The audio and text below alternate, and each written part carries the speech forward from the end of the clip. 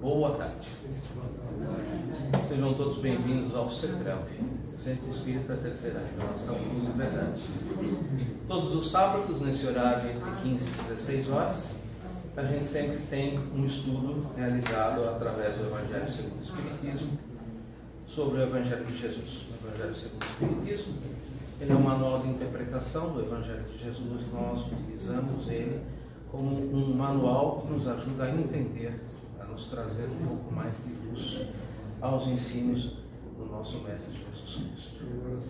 Hoje, excepcionalmente, nós vamos ter um palestrante que vem aqui nos parabenizar, porque nós estamos completando 85 anos. A casa tem 85 anos servindo na seara do Mestre Jesus. Eu vou falar sobre o palestrante, logo na sequência eu vou passar a palavra para a Ana, que ela vai falar alguma coisa também. E aí a gente abre o nosso palestrante de hoje, nos falar sobre o Evangelho na sua simplicidade. Nosso palestrante César Perry, autor de livros e artigos sobre o Espiritismo. Nome completo do nosso irmão, Antônio César Perry de Carvalho. Ele é um renomado líder espírita, professor universitário brasileiro, reconhecido por sua extensa contribuição acadêmica, com atuação como professor universitário e destacada liderança no movimento espírita, incluindo sua presidência na FEB como presidente dessa entidade. Em sua presidência, ele implantou o NEP, Núcleo de Estudos e Pesquisas do Evangelho, além de ser o autor de diversos livros e artigos sobre espiritismo e espiritualidade. Esse é o nosso irmão que vai falar para nós hoje. Uma coisa que eu gostaria, antes de passar a palavra para a Ana, rapidamente colocar: esse nosso irmão foi o fundador do NEP. A nossa casa também possui o NEP, que é o Núcleo de Estudos e Pesquisas do Evangelho. O nosso NEP foi fundado em fevereiro deste ano, chama-se NEP de Saulo a Paulo. Nós nos reunimos quinzenalmente às terças-feiras, das 20 às 21h15, onde nós ali, por escolha do próprio grupo, estudamos alguma passagem do Evangelho de Jesus. Marcos, Mateus, Lucas ou João, ou até mesmo Atos dos Apóstolos, aquilo que o grupo decide estudar. Esse NEP, ele é aberto a todas as pessoas. Como é que eu faço para participar do NEP? É bem simples. A nossa casa possui um grupo de WhatsApp, onde nós divulgamos as atividades que são realizadas nessa casa. Sejam as atividades de palestras, sejam as atividades de cursos, sejam as atividades de NEP, todas as atividades elas são nesse grupo de NEP, nesse grupo de WhatsApp, elas ali são divulgadas. São poucas divulgações, ou seja, só podem publicar nesse grupo o presidente e o pessoal que compõe a diretoria da casa, ou seja, são poucas publicações e são publicações importantes para aqueles que conhecem os trabalhos aqui da casa e queiram se integrar a esses trabalhos. Como eu faço? Basta se inscrever nesse grupo. Nesse grupo, toda semana a gente coloca o link, o trabalho do NEP ele é 100% online pela plataforma do Zoom. Você pode acessar ou do seu notebook, ou do seu computador pessoal, ou mesmo do seu celular. Basta ter o Zoom instalado. A participação é de todos. O nosso trabalho é um trabalho que nós abrimos um determinado versículo, um determinado ponto do Evangelho que foi por nós escolhido. Fazemos ali uma introdução sobre o versículo e abrimos para o diálogo entre as pessoas. Então, se você conhece alguma coisa e queira compartilhar com a gente, é o local ideal. Você tem alguma dúvida? Coloque essa dúvida lá para nós, a gente junto vai tentar esclarecer essas dúvidas, vai tornar o Evangelho cada vez mais próximo de nós, cada vez mais simples, para que a gente possa aprender com Jesus e colocar isso em prática. Porque não adianta só a gente ficar lendo, a gente precisa compreender e colocar em prática. E o objetivo nosso do NEP é exatamente isso. É de trazer esses ensinos de uma maneira simples, para que a gente possa aplicar às nossas vidas, para que a gente possa encontrar paz, para que a gente possa encontrar aquilo que a gente está em busca, a paz, o equilíbrio, o amor que Jesus nos ensinou. Então, aqueles que quiserem, basta passar ali na entrada, falar com a Gleice: olha, Gleice, quero me incluir no grupo do WhatsApp da casa, porque eu quero saber o que acontece aqui na casa. E querendo participar do NEP, vai receber o link, vem o dia, vem o horário, sempre das 20 às 21h15, 100% online. Só clicar naquele link, tem ali uma senha, inclusive já vem a senha junto, você digita a senha e já está participando. Pode ser ouvinte, pode participar. Ah, eu não participei a semana passada, posso participar daqui 15 dias? Eu acho que pode, não tem problema nenhum. Todos os nossos trabalhos ficam gravados e são publicados na plataforma do YouTube aqui do CETRELV. Também nesse próprio grupo você vai ter ali o link para quem, putz, eu perdi, gostaria de assistir, quero saber o que vocês conversaram. Vai ter ali o link, é só clicar e acompanhar. Eu agradeço e queria passar a palavra para ela. Boa tarde a todos os presentes, sejam muito bem-vindos à nossa casa, nosso palestrante de hoje, né? Agradecer mais uma vez a oportunidade, né, do senhor vir nos brindar com a sua palestra, porque meu nome é Ana Lúcia, para aqueles que não me conhecem, sou trabalhadora aqui da casa, né? E queria dizer o seguinte, gente, são 85 anos da casa. Foi na sexta-feira passada, dia 18, que comemoramos nosso aniversário, né, de 85 anos, e assim, 85 anos onde é possível que esse local seja um ponto de luz, como a gente estava falando na semana passada, porque nós estamos aqui de passagem. Há 85 anos atrás eram outras pessoas, né? Outros irmãos, muitos já se foram para o plano espiritual, outros vieram e outros virão depois da gente. Então, é uma passagem. O que faremos da nossa passagem, com a nossa passagem? A hora que chegou a nossa vez, essa é a nossa vez. Essa é a nossa melhor versão. Esse é o nosso melhor momento. Nossa, Ana, mas o mundo tá daquele jeito, então esse é o melhor momento? É! Para nossa evolução é. Estamos na hora certa, no lugar certo. Então, vamos buscar fazer a coisa certa. Vamos nos inspirar. Vamos, sabe, ver o lado positivo, aquilo que tem de bom e as nossas potencialidades. E é isso que a casa faz com a gente. Ela se torna um ponto de luz, um ancoradouro certo, aonde a espiritualidade pode atuar sobre nós, aonde a gente pode recarregar as nossas energias, a nossa bateria, né? E assim, eu quero agradecer a todos os nossos trabalhadores, a todos os nossos médicos, a todos os pacientes e frequentadores, porque se não fosse por vocês, nosso trabalho também não faz sentido.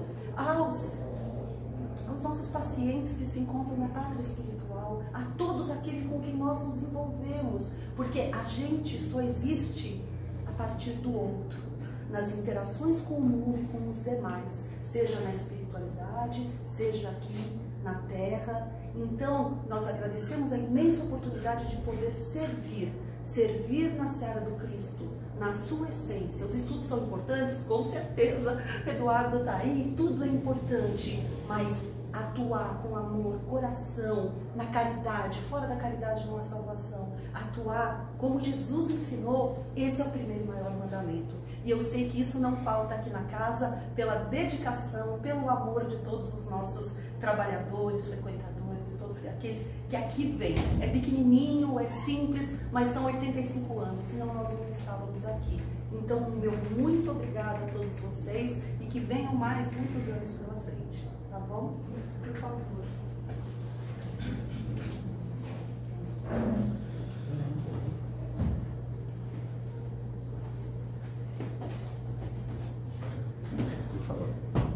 Boa tarde a todos. É com alegria que recebemos o convite, né, para desenvolvermos aqui uma palestra, ocasião em que esse centro completa 85 anos de funcionamento. Sem dúvida nenhuma, é muito significativo isso, considerando que o centro espírita é, na verdade, a base, né, de toda a movimentação, de todas as atividades espíritas, porque é o local onde se estuda, se pratica e se divulga o espiritismo junto a uma coletividade, junto a um bairro, né? E é nessa condição que o movimento espírita em nosso país ele foi se desenvolvendo de uma forma que eu diria bastante significativa no século passado, época em que havia muito preconceito, muita resistência, né? E alguns locais, inclusive, com perseguição aos espíritas. E é interessante que neste mês de abril nós temos algumas marcas e datas que são relevantes para a história do Espiritismo.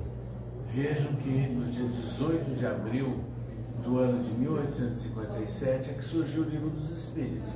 Esse livro, escrito por Allan Kardec, ele representa a data de nascimento do Espiritismo. Antes, já se conhecia ao longo das diversas civilizações alguns itens, alguns aspectos relacionados com os princípios espíritas.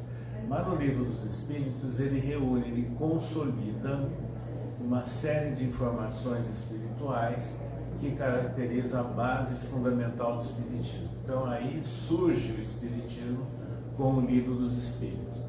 Esse livro, ele teve uma repercussão muito grande por ocasião do seu lançamento em Paris. Porque o 18 de abril de 1857 era um sábado. E pela manhã esse livro foi lançado numa livraria dentro do Palais Royal, que está bem no centro histórico de Paris, ao lado do Palácio, agora Museu do Louvre. E era um local muito movimentado, porque o Palais Royal foi também um palácio real no passado. No século XIX, ele foi um dos primeiros centros comerciais que foram surgindo na Europa.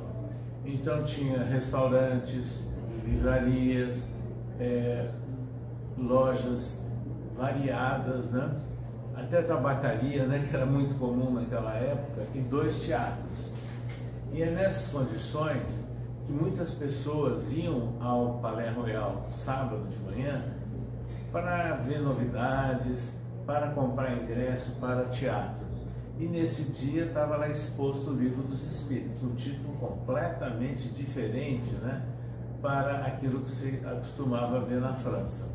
Então houve muito interesse, houve fila para se adquirir o livro. E uma atriz e teatróloga, né, George Sand, ela se interessou porque ela já estava mais ou menos pensando, né, nos fatos ou fenômenos mediúnicos que já tinham acontecido, e ela adquiriu 2 volumes de O Livro dos Espíritos. Um para ela e o outro ela queria doar a um amigo dela. Acontece que o amigo dela era o imperador Napoleão III, né, que despachava no Palácio das Tulherias, que existia na época ali perto. E ela entregou esse livro ao imperador, e ele e a esposa se interessaram pelo tema e convidaram várias vezes Kardec para um bate-papo sobre o conteúdo do livro. Ao mesmo tempo, os jornais de Paris, naquela época, tinham aquilo que aqui no Brasil foi chamado de folha ilustrada, de caderno cultural, ou seja, eram, na verdade, trechos e folhas dos jornais parisienses com foco nos assuntos culturais, nas novidades. Então surgiram ali resenhas feitas por jornalistas e outras pessoas comentando o Livro dos Espíritos. Então isso assinalou o lançamento dessa obra básica do Espiritismo. Sem falar que também um autor e teatrólogo chamado Théophile Gautier, ele escreveu uma peça, que ele deu o nome de Espírita na peça. E essa peça teatral foi exibida não só em Paris, como em outras cidades da Europa.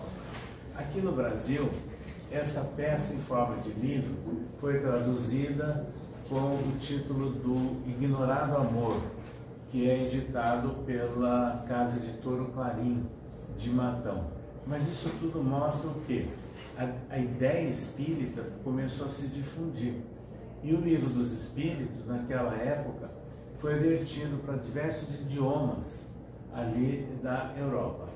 Isso que nós estamos falando é tão significativo que há sociólogos, pessoas acadêmicas vinculadas a essas temáticas da França da atualidade, que escreveram livros, né, mostrando esses fatos todos que foram acontecendo na França e analisando sobre 2 óticas: a ótica do fato mediúnico e o papel social, a interação social que passou a existir em função dessas atividades que surgiram com o Espiritismo.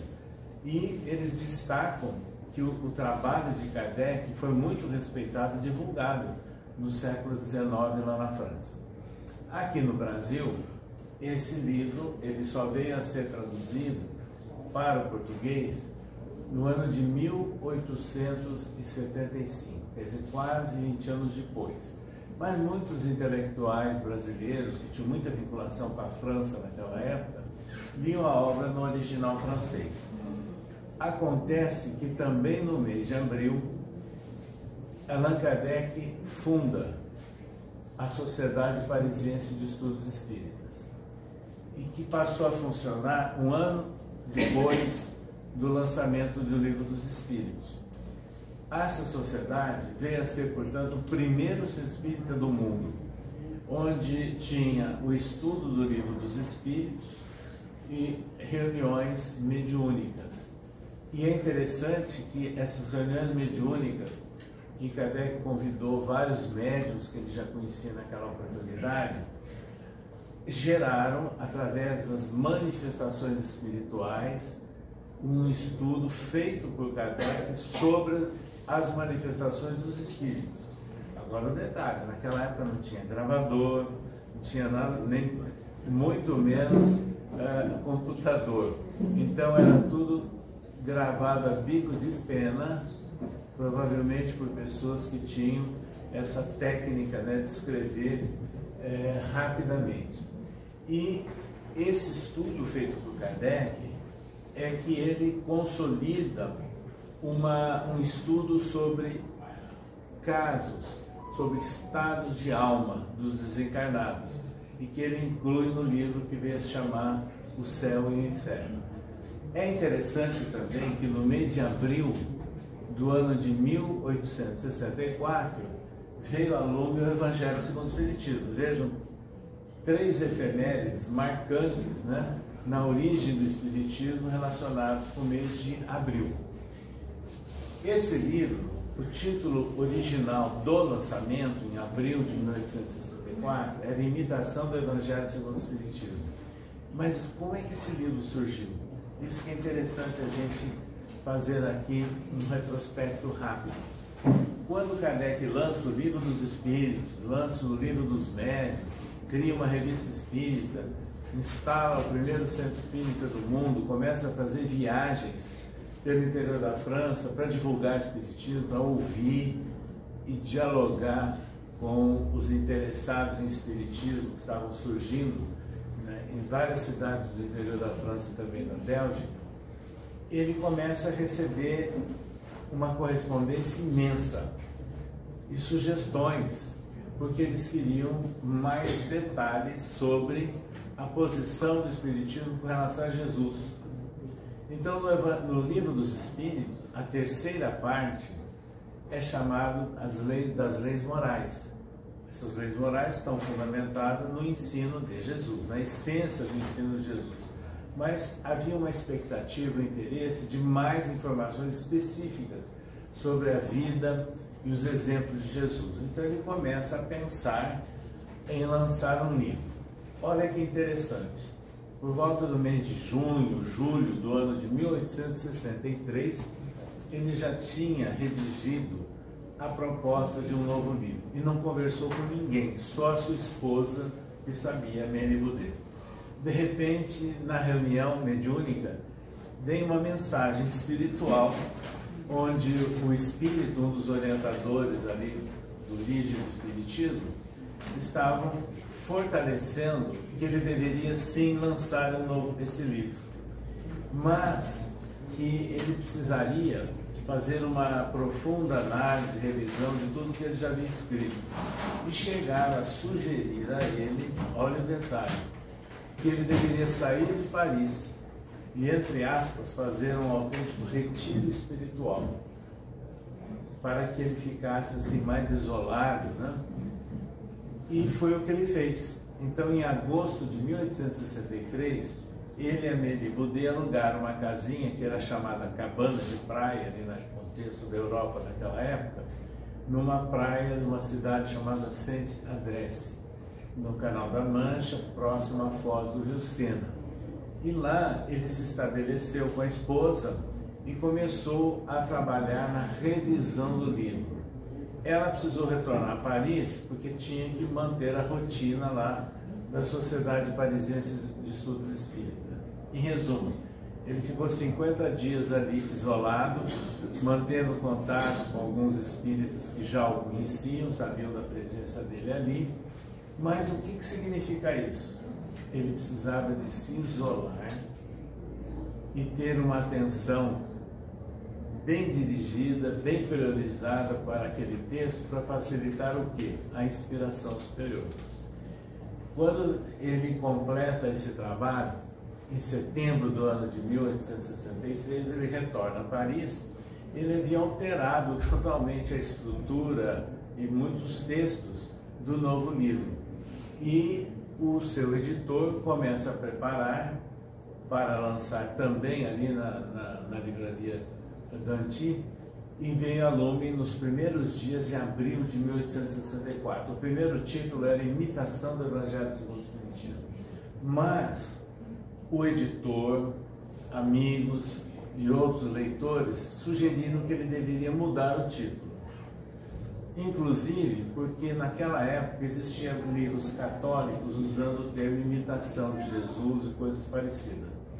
E ele atendeu, mas ele criou então uma nova ideia, dele próprio Kardec, de dar o título do Evangelho segundo o Espiritismo. E ele trabalhou um ano, outra vez, fazendo revisões, adequações, e esse livro, que é a chamada terceira edição e definitiva do Evangelho segundo o Espiritismo, só veio a lume na passagem do ano de 1865 para 1866. E é a tradução dessa edição que nós dispomos no Brasil, a partir da terceira edição, que foi considerada definitiva. Esse livro marcou um momento significativo. Os espíritos haviam avisado a ele, desde 1863, naquela primeira informação, que haveria resistência nesse livro, porque ele tocaria em assuntos que iriam prejudicar vários interesses. E sabe o que aconteceu? Um mês depois dele ter lançado a imitação do Evangelho segundo o Espiritismo, o que aconteceu? O livro foi incluído na relação das obras proibidas pelo Vaticano. O Index Librorum Prohibitorum. Foi rápida a reação. Por quê? O católico, naquela época, que contava com um Papa extremamente conservador, que não aceitava nenhuma novidade, completamente fechado numa ideia do passado e interpretações muito estranhas, né, da própria doutrina do Cristo, que era o Pio IX, e ele emanava sempre perseguições e restrições a todas as novidades que surgiam no mundo, na área artística, política, cultural, religiosa, etc. E o católico não tinha liberdade de fazer uma livre análise do Evangelho. Só os padres poderiam fazer. Então é por isso que Kardec rompeu com isso. Porque Kardec, no Evangelho segundo o Espiritismo, em todos os capítulos, ele analisa o quê? Versículos do Novo Testamento. E dá uma interpretação, uma análise pessoal dele, que ele tinha condições para isso. Ele tinha uma formação sólida intelectual, mas ele incluía também as manifestações espirituais, as instruções dos espíritos. Então gerou uma interpretação livre, independente dos textos de Jesus, baseado no quê? Ele explica na apresentação do Evangelho segundo o Espiritismo que esse livro teria como objetivo o estudo do ensino moral de Jesus. E ele é muito claro, ele não está muito preocupado com questões linguísticas, com questões históricas, não. Era a essência da mensagem.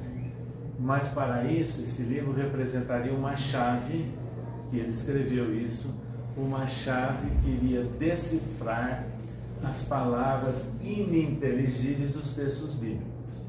E para muita gente, esses textos continuam ininteligíveis, porque se decora apenas. não se procura entender o que significa, se repete.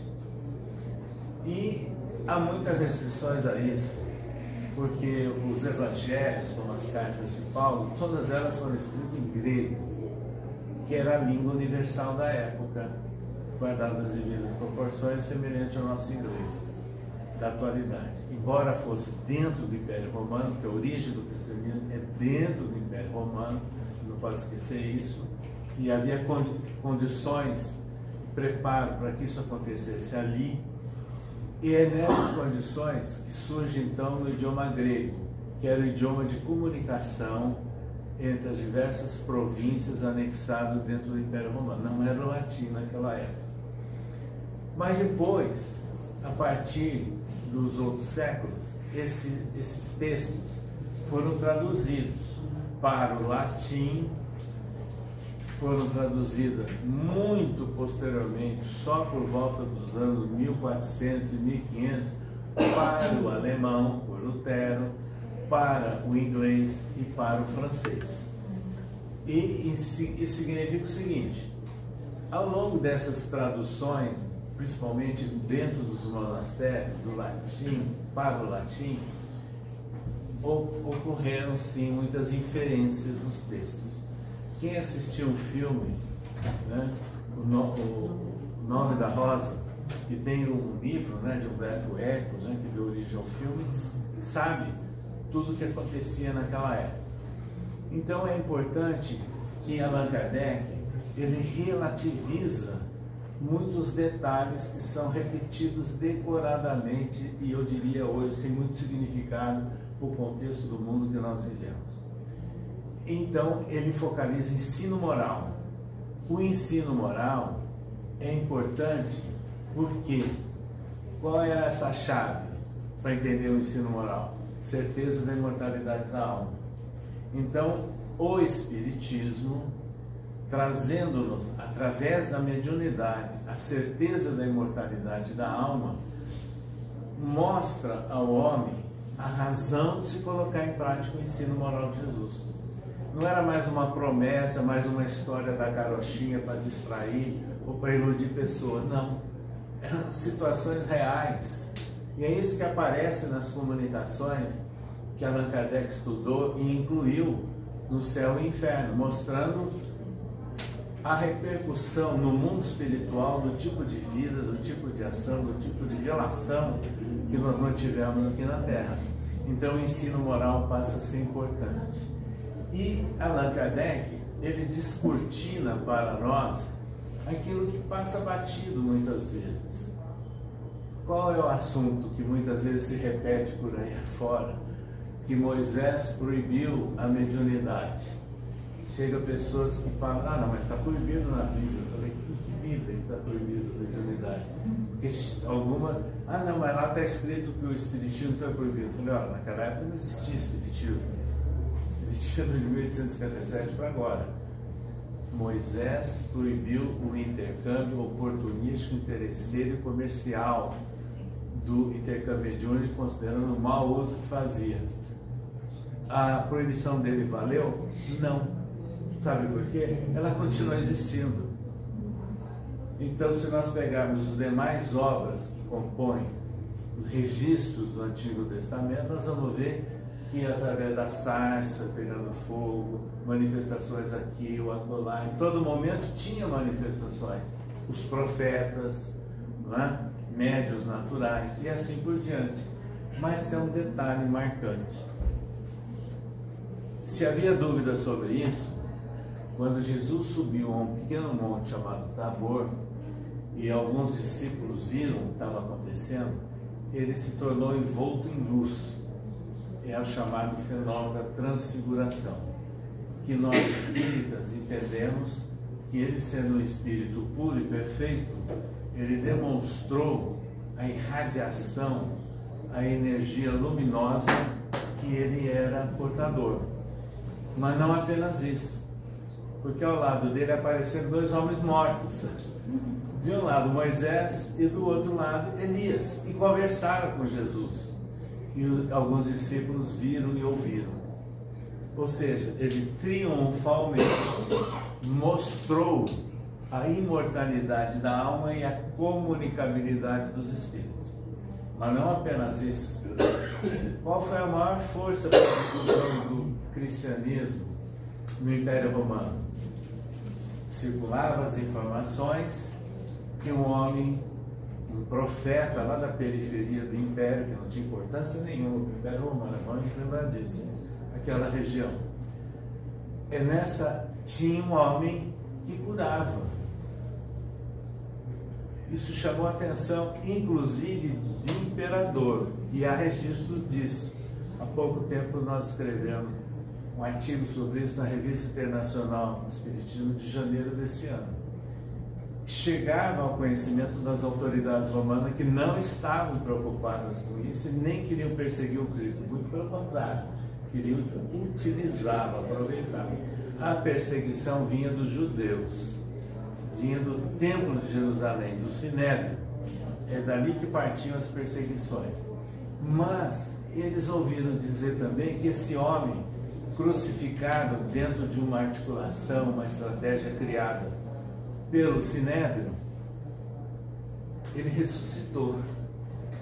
Isso chamava muita atenção, mas não parou aí, porque ele ressuscitou, apareceu 11 vezes num período de 40 dias, até o fenômeno dito de Pentecostes. E no fenômeno de Pentecostes, que era na realidade uma comemoração, uma cerimônia evocativa da colheita, né, que existia lá naquele Pentecostes, ocorreram muitas manifestações espirituais, até de efeitos físicos, né, línguas de fogo, coisas desse tipo. Isso tudo circulou, então gerou uma curiosidade, um interesse sobre quem seria esse homem, o que ele teria feito. Então, as manifestações de Jesus que chamam de ressuscitação, mas a ressuscitação não existe, nem do ponto de vista científico, nem do ponto de vista espiritual, no sentido de voltar um corpo morto a viver. Mas o que aconteceu? Era um fenômeno de aparição. Então Jesus dava a demonstração de que ele estava vivo espiritualmente e até em alguns momentos com corporeidade, que a gente entende isso no Espiritismo também, que há condições em que a gente pode ter uma materialização parcial até total, e dá um aspecto de corporeidade. Exatamente esses fatos demonstrando a imortalidade de Jesus é que marcaram profundamente e consolidaram as ideias que facilitaram para difundir o cristianismo no Império Romano. Então veja, essa é a chave que Kardec se refere no Evangelho segundo o Espiritismo. É a certeza da imortalidade da alma.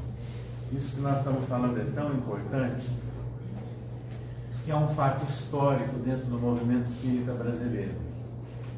No Triângulo Mineiro, na cidade chamada Sacramento, existiu um jovem chamado Eurípides Barçanufo. Ele era professor, foi vereador, era coroinha e muito amigo do padre. E de repente um tio dele, o senhor Mariano, funda um centro espírita na fazenda de Santa Maria no ano de 1901. O jovem Eurípides não entendia nada daquilo e até fazia pilhérias e gozações com o tio, com essa história de estar vendo espírito, manifestação de espírito, não entendia nada. Um dia, esse tio chega para ele e fala: olha, meu sobrinho, tudo que eu gostaria de falar a você eu não tenho condições, mas eu trouxe um livro aqui para você.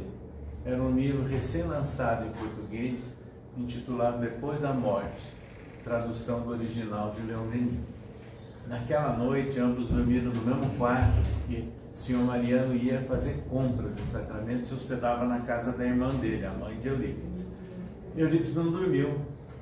À luz de lamparina, ele leu o livro.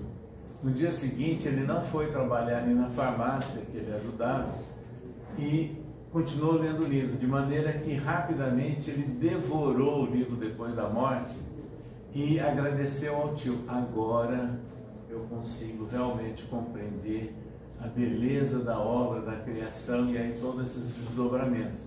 Por que isso mexeu com o jovem Eurípides? Sabe por quê? Ele sendo coroinha, ele não conseguia entender essas histórias faladas na igreja das bem-aventuranças. Ele não entendia isso. Porque pensava ele, que história que Jesus prometeu tanta bem-aventurança e nada disso acontece. Ele estava olhando na ótica da existência corpórea. E era uma época que a idade média, a expectativa de média de vida do brasileiro era de 35 anos, imagina. Então ele falava, como que está se prometendo tanta coisa se a pessoa morre cedo, na pobreza, na miséria, doente, nada disso acontece. O padre, de tanto ele arguir e insistir, e ele sendo uma pessoa de confiança, emprestou uma Bíblia, o que era uma exceção já, para ele levar para a casa dele. Eurípides leu, não entendeu. Ele só veio entender tudo isso com a leitura do livro Depois da Morte, com a certeza da imortalidade da alma. Então, para Eurípides, ele iniciou todo o seu processo de compreensão do Espiritismo a partir da certeza da imortalidade da alma, que poderia, sem dúvida nenhuma, decifrar as bem-aventuranças de Jesus. Veja como isso é importante. A partir daí, num período rápido de tempo, e eu diria curto também, porque ele desencarnou jovem ainda, eu diria, ele fez um trabalho notável em Sacramento, transformando-se no apóstolo do Triângulo Mineiro. Ele é uma referência até hoje naquela região. Então, esse fato é muito significativo para nós. Isso significa que essa obra, Evangelho segundo o Espiritismo, que o ano passado completou 160 anos de publicação, ela deve merecer a atenção de nossa parte. Qual a atenção que ela deve merecer? Estimular-nos a leitura do livro, o estudo do livro e a divulgação do livro. Sabe por quê? Embora esse livro, que foi lançado no Brasil e muito divulgado, mas não foi logo no começo não. Havia muitas outras interferências lá no Rio de Janeiro que não facilitaram a publicação e a divulgação do Evangelho segundo o Espiritismo. Só a partir de 1936 é que surgiu uma tradução de Guilhom Ribeiro e passou a ser difundida pelo Brasil afora. Hoje, o Evangelho segundo o Espiritismo é de longe o livro mais comercializado dentro da literatura espírita. Várias editoras, vários tradutores, é um livro que é lido inclusive por pessoas que não são espíritas. E nós tivemos a oportunidade de conhecer isso, de áreas mediúnicas não espíritas que adotam o Evangelho segundo o Espiritismo. Então isso é marcante para nós. Mas qual é a realidade que nós notamos? Em função de encargos das nossas ações no movimento espírita, nós acabamos conhecendo todos os estados do Brasil, e não só a capital, porque capital necessariamente não reflete o que é o interior do estado, principalmente no Brasil. Há uma diversidade enorme de características entre regiões, entre estados e dentro do próprio estado. E o que nós verificamos? Na prática, o Evangelho segundo o Espiritismo, ele é muito adotado quando, para abrir uma página ao acaso, antes de começar uma reunião espírita. Eventualmente, um ou outro expositor cita o Evangelho segundo o Espiritismo, mas não havia estudo do Evangelho segundo o Espiritismo. E foi exatamente no período em que nós estivemos na presidência da Federação Espírita Brasileira, lá em Brasília, que no começo do ano de 2012, sentindo essa realidade e achando que deveria ser feito algo para divulgar o Evangelho segundo o Espiritismo, nós instituímos na sede da Federação lá em Brasília um curso de 1 ano sobre o Evangelho segundo o Espiritismo. Detalhe, depois de 130 anos de fundação, foi o primeiro curso do Evangelho segundo o Espiritismo na instituição. antes nunca tinha havido. A partir dele e do sucesso, né, que houve, aí foram instaladas as outras obras de Kardec. Mas esse curso foi coordenado pela nossa esposa, Célia. É interessante a forma como ele foi desenvolvido, sem critérios de escolarização, sendo o mais informal possível, sem seguir apostilas. O objetivo é ler e entender o texto do Evangelho segundo o Espiritismo. Mas isso foi feito de uma forma também, no seu desenvolvimento, não professoral, de uma pessoa expor e todo mundo só ficar escutando. Não. Havia sim uma pequena exposição, mas abrindo para as pessoas participarem. E isso gerou muito interesse e ele foi repetido, né, anualmente. Entre essas experiências marcantes desse curso de 2012, no meio do curso, uma jovem senhora que estava lá participando nos perguntou: eu poderia trazer meu pai aqui? Eu falei: mas por que você está perguntando se pode ou não trazer seu pai? Ah, porque ele é italiano, já tem mais de 80 anos, e como italiano, ele tem muitas restrições à religião e ao catolicismo. Eu sei disso, eu estive muitas vezes na Itália e conheci muitos italianos e familiares, e sei do ambiente de pilhéria e gozação que existe na base com relação à Igreja Católica, embora na aparência, na formalidade, deu um outro aspecto. Eu falei: não, pode trazer. E ele veio acompanhando a filha e ficou escutando, de repente ele começa a dar uma opinião, participar. Terminou aquele ano, ele se inscreveu, fez pela segunda vez. Quando estava terminando essa segunda vez que ele participava do curso, que ele se interessou muito, em dezembro ele teve um AVC. Foi para a UTI e a filha nos avisou que o estado do pai era muito grave, então nós fomos, a nossa esposa, visitá-lo. Naquele dia ele estava lúcido, conversamos com ele e 3 dias depois ele desencarnou. Aí a filha nos contou, momentos antes da desencarnação, estando ainda lúcido, o que ele fez? Pediu que a filha fizesse a oração do Pai Nosso. Isso seria, ela dizendo, seria inimaginável num passado de 2, 3 anos atrás. Então vejam, por que ele se afinizou? Porque houve um ambiente informal, tranquilo, para se trocar ideias sobre o Evangelho segundo o Espiritismo, em cima de versículos do Novo Testamento, mas de maneira que as pessoas se sentissem à vontade. Então, isso significa o quê? Uma forma de simplicidade, sem exigir nada. Para fazer esse curso, não se perguntava se era espírita, se era católico, se fez o curso X, Y, Z, nada disso. Idade, nada disso. Qualquer um podia se inscrever e funcionou assim, sem problemas, dentro de um ambiente de diversidade. É essa ideia, simultaneamente, nós estávamos acompanhando algumas pessoas que conviveram, e eu conheci também, Honório Abreu, que foi um dirigente espírita de Belo Horizonte, e que nos anos, final dos anos 50, começo dos anos 1960, ele e alguns amigos criaram uma proposta de estudo do Novo Testamento que é conhecido com o apelido de Mildinho, atendendo assim miudezas, vamos assim dizer, né, na compreensão de versículos do Novo Testamento. Então eles estavam divulgando isso, nós conhecemos, e aí no diálogo nós propusemos, ainda na federação, em 2012, a criação de um núcleo de estudo e pesquisa do Evangelho, que é o NEP. Então foi implantado, houve um grande seminário no começo de 2013, de pessoas do Brasil inteiro, e a ideia é que disseminou pelo país. E o mais importante que eu considero, embora ele tenha sido extinto na sede da FEB, logo depois que nós saímos, mas a maior repercussão, o maior resultado é que no Brasil inteiro a ideia pegou.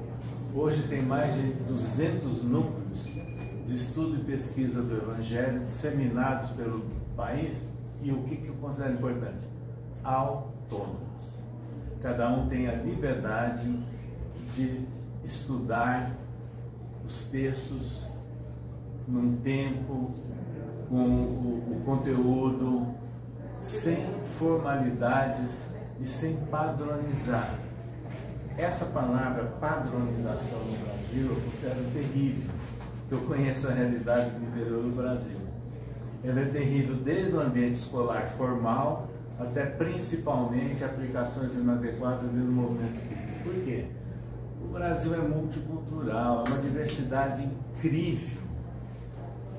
Aqui, quem mora em São Paulo, convive, né, com a origem de São Paulo, né, com a grande corrente migratória, né, que sempre existiu e continua existindo.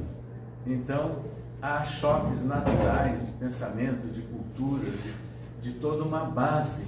Isso reflete também no movimento espírita. Então, qual é a ideia? Que nós temos que começar a valorizar o estudo, a compreensão do Evangelho segundo o Espiritismo, de maneira que o público-alvo que nós estamos nos dirigindo entenda. E que público-alvo é esse? O público-alvo desse centro é diferente, por exemplo, do 3 de outubro aqui na Lapa. É completamente diferente de um centro na Vila Mariana ou de um centro no Tatuapé.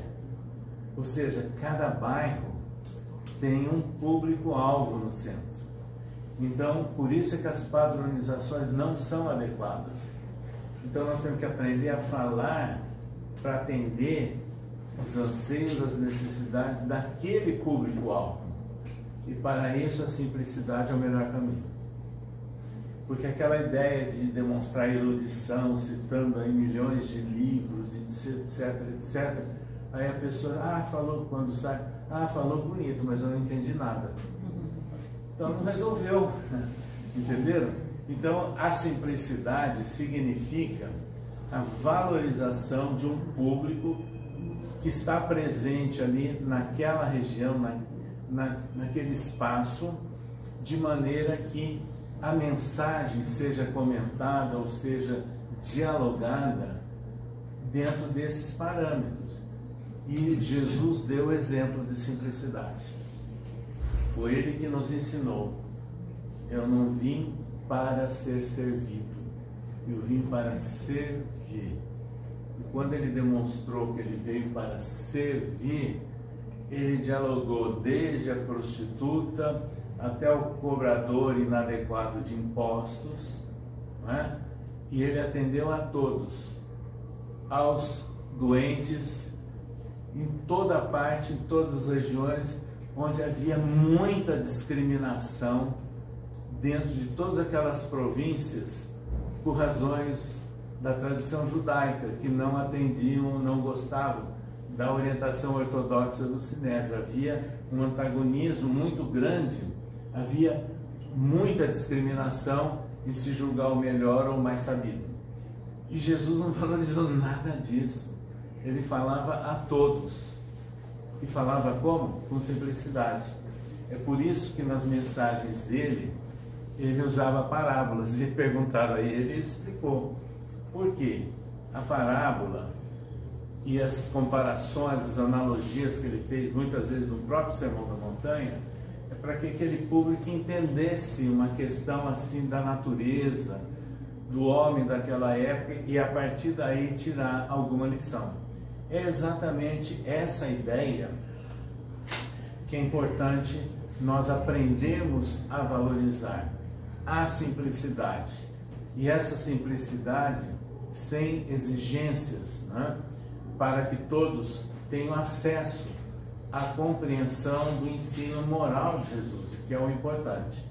Então vejam bem, nós tivemos uma feliz oportunidade na nossa existência, que ainda na fase inicial da adolescência, nós acompanhamos a nossa genitora, o tio, uma médium, na fundação de uma instituição assistencial espírita, numa região periférica e muito carente da nossa cidade natal, que era Araçatuba. E lá nós vimos o povo que buscava o pão, a sopa, o apoio para a vida material deles, que era necessário, mas eles frequentavam a reunião pública aos domingos pela manhã, com base no Evangelho, com base no Livro dos Espíritos, mas falado ao nível deles. E eles eram firmes, estavam presentes nessas reuniões. Passado algum tempo, e nós já estávamos treinando naquela época a falar ainda bem precocemente, por volta do ano de 1971, 72, uma senhora nos procurou na saída daquela reunião e falou assim: olha, eu já estou muito feliz. Eu falei: mas por quê? Ela falou: sabe por quê? Eu escutava essas palestras, essas reuniões sobre o Evangelho segundo o Espiritismo, mas eu não sabia ler. E eu queria aprender a ler. Sabe o que ela fez? Ela se inscreveu no Mobral. Muita gente nem sabe mais o que é Mobral. Era o Movimento Brasileiro pela Alfabetização, que foi instituído pelo governo federal naquela época, 71, 72. Ela se alfabetizou para poder ler e entender o Evangelho segundo o Espiritismo. Veja que coisa interessante. Uma pessoa simples, analfabeta, mas essa foi a motivação dela. Depois, nós tivemos aí, eu diria, um privilégio ímpar de conhecer e manter amizade com Chico Xavier. E o visitamos durante 20 anos, tanto na Comunhão Espírita Cristã, como no Grupo Espírita da França, e aqui em São Paulo também, no Centro Espírita União. Qual era a característica de Chico? Quando a gente chegava nas reuniões dele, absolutamente vestido de uma forma simples, sem nenhuma pompa, ele atendia filas enormes, olhando no olho e ouvindo as pessoas, sabendo ouvir as pessoas. Ele dava atenção, acolhimento àquelas longas filas que o procuravam. E uma outra característica: todas as reuniões dele se começavam com a leitura de uma pergunta e resposta do Livro dos Espíritos, uma página do Evangelho segundo o Espiritismo. E lá, na chamada peregrinação, onde ele atendia necessitados de um bairro periférico de Uberaba, bairro dos Pássaros Pretos, como chamavam na época, certa feita, quando nós fomos numa dessas visitas, ele abriu o Evangelho, leu a mensagem, que era um trecho de Mateus, falando do jugo suave do fardo leve. Aí ele pediu algumas pessoas ali comentarem rapidamente, ele deu o fecho. E aí ele disse: realmente, com o Espiritismo nós podemos entender o que significa jugo suave e fardo leve. E aí ele passa a comentar que a palavra jugo, na época de Jesus falava aramaico, um idioma muito pobre. Jugo teria vários significados, mais ligado à ideia de disciplina. Não teria o significado que tem hoje quando se fala em jugo, você pensa em subjugação, em controle. Não. Seria uma ideia de educação em nossos dias. E aí ele começa a mostrar os efeitos da pessoa que tem a certeza dos princípios espíritas, que passam a entender as causas presentes e passadas das aflições e das dificuldades. Então aí realmente o jugo passa a ser suave e o fardo mais leve, diferente da pessoa se desesperar e entrar aí numa situação de transtorno mental, às vezes, frente a alguns impasses da vida. Então esse é o papel da mensagem espírita em torno do ensino moral de Jesus. Exatamente isso. E quando nós pensamos nisso, no Centro Espírita, nós recebemos uma grande quantidade de pessoas que vêm em busca do atendimento fraterno, de uma orientação, do passe, de algumas formas de tratamento espiritual. Até hoje, e desde a nossa juventude, nós participamos semanalmente de reuniões mediúnicas, na posição de dialogador. E qual é a realidade que nós encontramos?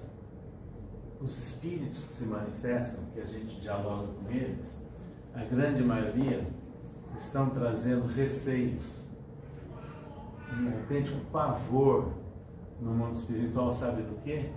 Daquela ideia do julgamento divino, de inferno.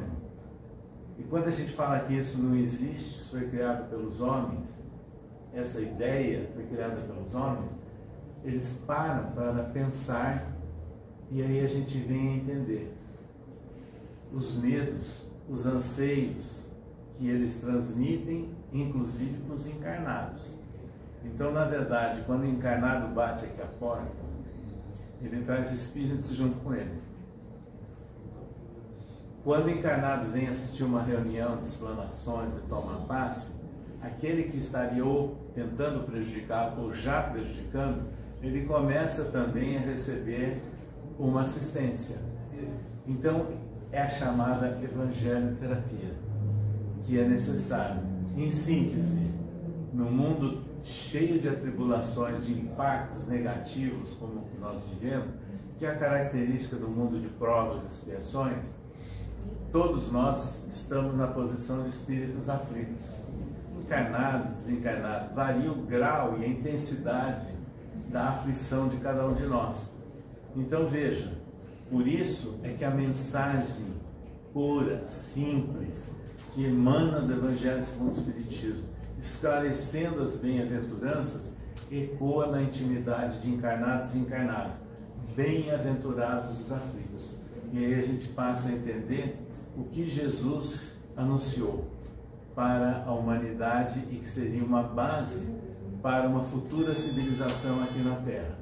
É nessas condições, meus amigos, que nós vemos então a importância de se trabalhar o ensino moral de Jesus nas nossas atividades, de divulgá-la com base no Evangelho segundo o Espiritismo, que é a obra que sintetiza toda a parte mais central e fundamental do ensino moral de Jesus, mas com a certeza da imortalidade da alma. Para finalizar, nós gostaríamos aqui de lembrar de Paulo de Tarso, que na segunda epístola aos Coríntios, ele escreveu alguma coisa formidável, um depoimento, eu diria.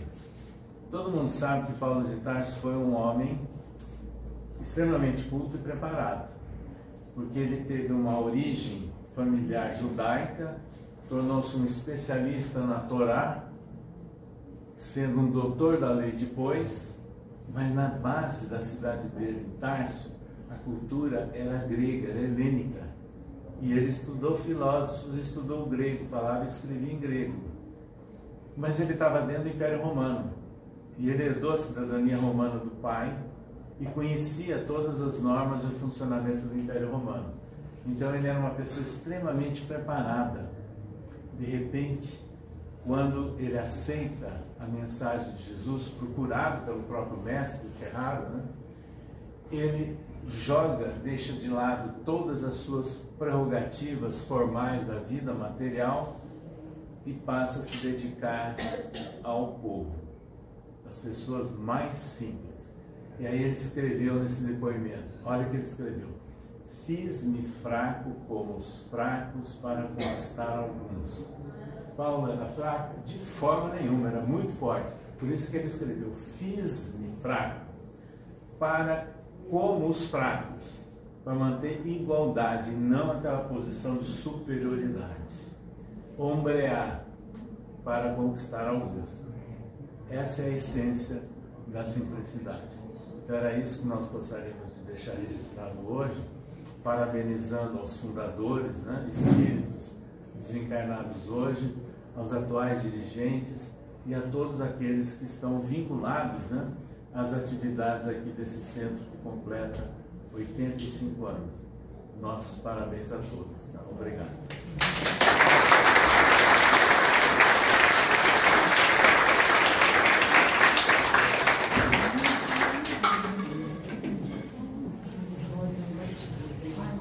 Muito obrigada pela sua palestra. Foi maravilhosa, esclarecedora, inspiradora, mais que tudo.